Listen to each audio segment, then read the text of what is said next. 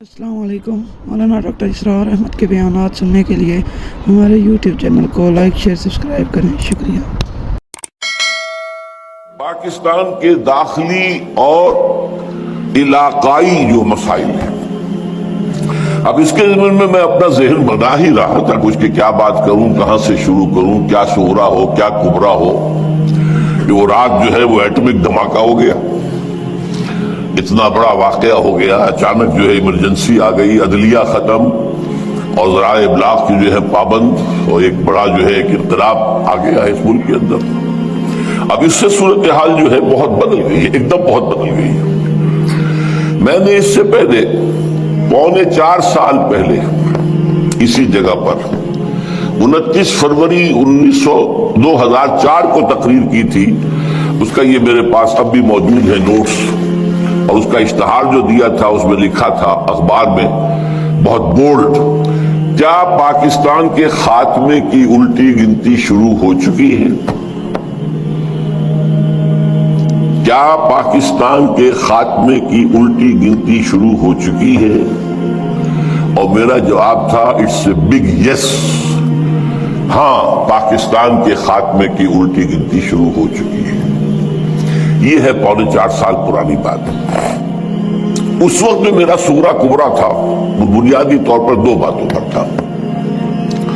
ایک یہ کہ پاکستان اپنا ریشنیلے کھو چکا ہے۔ وائی پاکستان جس مقصد کے لیے اسے بنایا گیا تھا، یہ کسی نسلیت کی بنیاد پر نہیں بنا تھا، کسی لسانیت کی بنیاد پر نہیں بنا تھا، کسی وطنی قومیت کی بنیاد پر نہیں بنا تھا، یہ تو بنا تھا اسلام کے نام پر۔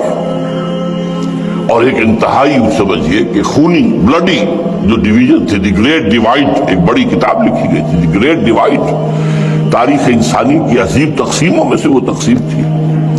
لاکھوں انسان مارے گئے تھے، کروڑوں انسانوں کی تبادلہ آبادی ہوا تھا، ادھر سے ادھر، ادھر سے ادھر۔ تو یہ کس لیے تھا؟ اسلام کے لیے۔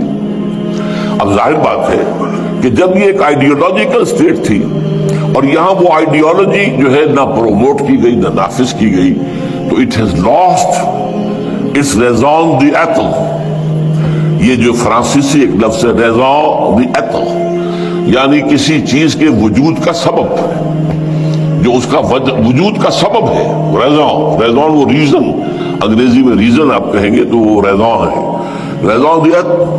تو یہ کسی چیز کے لیے وجہ جواز، what's the justification? Pakistan has lost its justification. It's a failed state. یہ بات جو ہے ثابت ہو چکی ہے کئی سال پہلے کی، بلکہ میں نوٹ کر کے بھی لایا ہوں ایک شخص کا، ایک بہت بڑا صحافی رابرٹ کیلان، اس نے 20 ستمبر 2000 کو مضمون لکھا تھا، Pakistan is a failed state، اور بہت جلد اس کے اندر خانہ جنگی شروع ہوگی اور انارکی پیدا ہوگی، اور پھر یہ ملک ختم ہو کر افغانستان میں مدغم ہو جائے گا۔ یہ رابرٹ کیلان کا مضمون ہے کہ جو چھپا تھا جنگ کے اندر بھی، تو اس حوالے سے میں نے اس کا صرف آپ کو یاد دہانی کرائی ہے۔ تو پہلی بات تو یہ کہ پاکستان کا جو ریشنیلے ہے، ریزون دی ایتھل ہے، وہ ختم ہو چکا ہے۔ اور دوسرا مذہبی اعتبار سے یہ کہ ہم نے اللہ سے جو بدعہدی کی، وعدہ خلافی کی، اس کی زبردست سزا ہمارے اوپر مسلط ہو چکی ہے۔ اس کی ایک سزا ہے معنوی سزا، وہ فزیکل نہیں ہے، معنوی ہے۔ وہ کیا ہے؟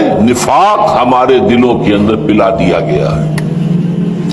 دنیا کی منافق ترین قوم ہے مسلمانوں نے پاکستان، منافق ترین قوم، اس لیے کہ اللہ کا قاعدہ ہے، اللہ نے بیان کیا ہے قرآن میں، جب کوئی قوم اللہ سے کوئی عہد کرتی ہے، اے اللہ اگر ہمیں یہ دے دے گا تو ہم پھر تیرے بڑے نیک بندے بن جائیں گے، اور یہ کر دیں گے اور وہ کر دیں گے، اللہ وہ وعدہ پورا کر دیتا ہے، تو اس کے بعد وہ وعدہ خلافی کرتی ہے قوم، تو اس کی سزا کیا ہے؟ فَعَاقَبَ فِي قُلُوبِهِمْ نِفَاقًا، ان کے دلوں میں اللہ تعالی نفاق پیدا کر دیتا ہے دنیا کے اندر۔ یہ معنوی سزا ہے۔ اس نفاق کی وجہ سے باہمی منافقت ہو گئی، نفاق ہو گیا، اب وہ قوم نہیں رہی، قومیتیں ہو گئی۔ وہ قوم اب کہاں ہے؟ وہ جو قوم ایک تھی، ایک جھنڈے تلے، مسلم لیگ تلے، وہ قوم اب کہاں ہے؟ ڈھونڈ اب اس کو چراغ رخ زیبا لے کر، اس کا تو کوئی وجود ہی نہیں ہے۔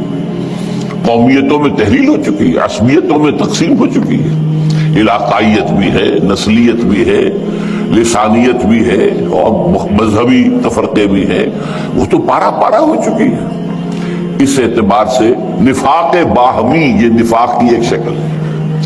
نفاق کا دوسرا نتیجہ ہوتا ہے کردار کا دیوالہ نکل جانا، جو حدیث میں آیا ہے، 2 حدیثیں ہیں۔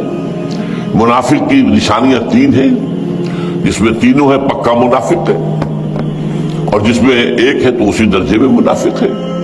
جب بولے جھوٹ بولے، جب وعدہ کرے خلاف ورزی کرے، جب امین بنایا جائے تو غبن کرے، خیانت کرے۔ اب یہ یارڈ سٹک لے کر اپنے معاشرے کو آپ ناپ لیجیے، from which ever angle you like, جدھر سے چاہیں اس کا جو سیکشن ہے کاٹ لیجیے اپنی قوم کا۔ معلوم ہوگا کہ جو جتنا بڑا ہے اتنا ہی بڑا جھوٹا، جو جتنا بڑا ہے اتنا ہی بڑا وعدہ خلاف، جو جتنا بڑا ہے اتنا ہی بڑا غبن کرنے والا۔ بلینز کے غبن ہوتے ہیں۔ اب تو کہا جا رہا ہے 90 کھرب روپیہ جو ہے وہ بے نظیر لے گئی، اللہ جانے۔ اب ہم تو یہی سن ہی سکتے اور تو کچھ نہیں کہہ سکتے۔ اس 90 میں سے 1 کھرب اس نے استعمال کیا ہے اپنے اس جو بھی اس نے اپنا کروایا ہے استقبال۔ کہہ رہے لوگ اللہ جانے، واللہ عالم۔ بہرحال سارے ملک جو اس کا محل ہے اس کا انکار وہ نہیں کر سکتی، چاہے پرٹیکولرلی اس کے نام پر نہ ہو، ہے تو صحیح۔ اور سوئٹزرلینڈ کی عدالتیں جو ہے وہ تو اب بھی اس کا پیچھا کر رہی ہیں، وہ اپنے ان فیصلے کو لے کے کھڑی ہوئی ہے۔ اب ہمارا مدعی بیٹھ جائے تو اور بات ہے، حکومت جو ہے وہ خود بیٹھ جائے جو مدعی تھا، تو ظاہر بات ہے کہ پھر اس کے بعد تو کوئی سوال پیدا نہیں ہوتا مقدمے کے چلنے کا، لیکن وہ عدالت تو کھڑی ہے ابھی۔ تو بہرحال دوسرا جو ہے وہ نفاق باہمی کے بعد یہ جو انسانی اخلاقیات کا جنازہ نکلا ہے اس ملک سے، واقعتاً وہ بھی اسی نفاق کا نتیجہ ہے۔ اور تیسرے یہ کہ سب سے بڑا منافقت کی علامت ہمارا دستور ہے، کہنے کو سارا اسلام اس میں لکھا ہوا ہے، حقیقت میں زیرو ہے۔ تمام اسلامک پروویژنز ان ایفیکٹو ہے، کوئی ان کی مؤثر ہونے کی شکل نہیں ہے، لکھا ہوا ہے۔ صرف ایک قرارداد مقاصد پر بھی اگر ایک جملے کا اضافہ ہو جائے کہ یہ article it will take precedence over the whole of the constitution, یہ کافی ہے، پورے دستور کو اسلامی بنانے کے لیے کافی ہے۔ لیکن نہیں، ایک آرٹیکل ہے جس سے اور بے شمار آرٹیکلز ہیں، یہ دوسرے آرٹیکلز کے اوپر کوئی حکمران نہیں ہے۔ اور آپ کے جسٹس نصیر حسن شاہ صاحب نے یہ فیصلہ دیا تھا چیف جسٹس کی حیثیت سے۔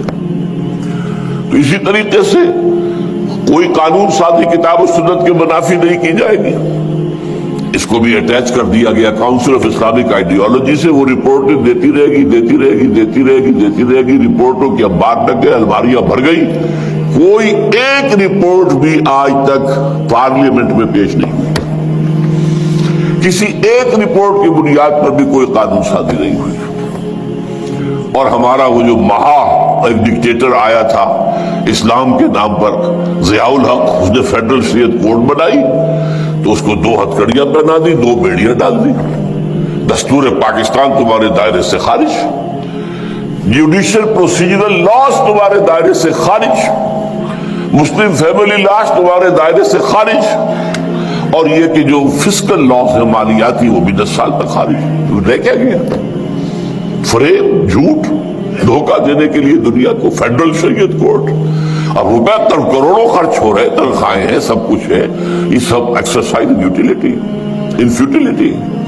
اس اعتبار سے یہ 2 پہلو ہیں جو میں گنتا رہا ہوں۔ اب تیسرا پھر عذاب اللہ کی طرف سے ایک آیا تھا جو فزیکل عذاب ہے، وہ سن 71 میں آ گیا تھا، ملک 2 لخت ہوا، بدترین شکست ہوئی۔ اور میں ہمیشہ سے کہتا چلا آ رہا ہوں، یہ اچھی طرح نوٹ کر لیجئے کہ جس طریقے سے بنی اسرائیل پر جو تباہی آئی تھی نبوکدنضر کے ہاتھوں، تو اس سے پہلے جو ہے بہت سے اللہ کے نبی جو ہیں انہیں اس کی جو ہے وہ وارن کرتے رہے تھے۔ ان میں سے میں کچھ نام بھی نوٹ کر کے لایا تھا، یسعیاہ، یرمیاہ، حزقیل۔ وہ کہتے تھے کہ لوگوں، اے بنی اسرائیل، درخت کی جڑ پر کल्हाड़ा رکھا جا چکا ہے، ہوش میں آ جاؤ، توبہ کرو، پاس آ جاؤ، لیکن کسی کے کان پہ جوں تک نہیں رینگی۔ وہی کام میں کر رہا ہوں، 10-15 سال سے کر رہا ہوں، ہوش میں آؤ، تباہی اور بربادی تمہارے جو ہے دروازے پر کھڑی ہوئی ہے، برباد ہو جاؤ گے۔ یہ محل تو تم نے بنا لیے ہیں ڈیفنس آف سوسائٹی کے، ان میں رہنا تمہیں نصیب ہوگا یا کوئی اور آ کر رہے گا؟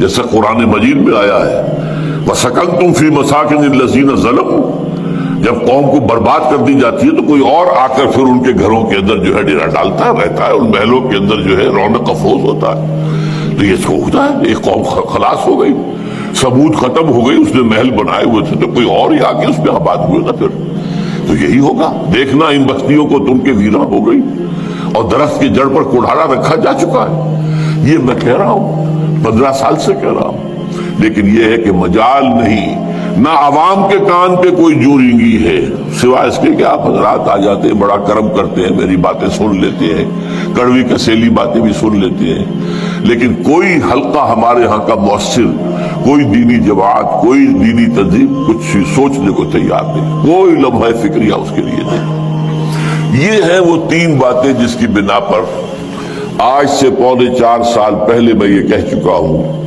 کہ پاکستان کے خاتمے کی الٹی گنتی شروع ہو چکی ہے۔ اب آج جو کچھ میں کہہ رہا ہوں آپ سے وہ یہ ہے کہ آج محسوس ہوتا ہے کہ وہ گھڑی بالکل سر پر آ گئی ہے، تباہی عین ہمارے دروازے پر آ کر دستک دے رہی ہے، ایک آتش فشاں ہے جس پر کہ اس وقت ملک بیٹھا ہوا ہے۔ یہ پھٹے گا تو کیا ہوگا اس کا آپ اندازہ نہیں کر سکتے۔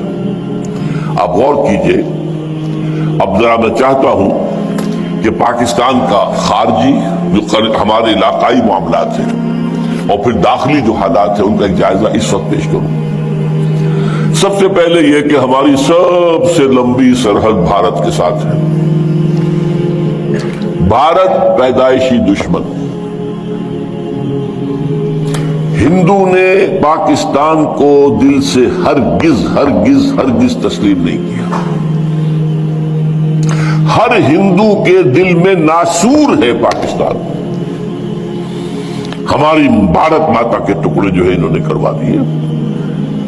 تو گو ماتا کے ٹکڑے ہو جائے تو بھارت ماتا کے ٹکڑے کرا دیے، ناسور ہے ان کے اندر، اور وہ گھات میں ہے۔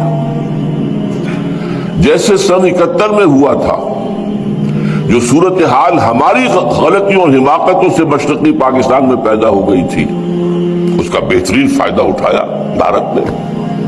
اس زمانے میں میں تو بہرحال اس وقت بھی اپنے شعور کے دور میں تھا زندگی کے، سبرامنیم ان کا ایک بہت بڑا جو ہے وہ جو ہے مشیر تھا سیاسی، اس نے کہا تھا this is the chance of the century,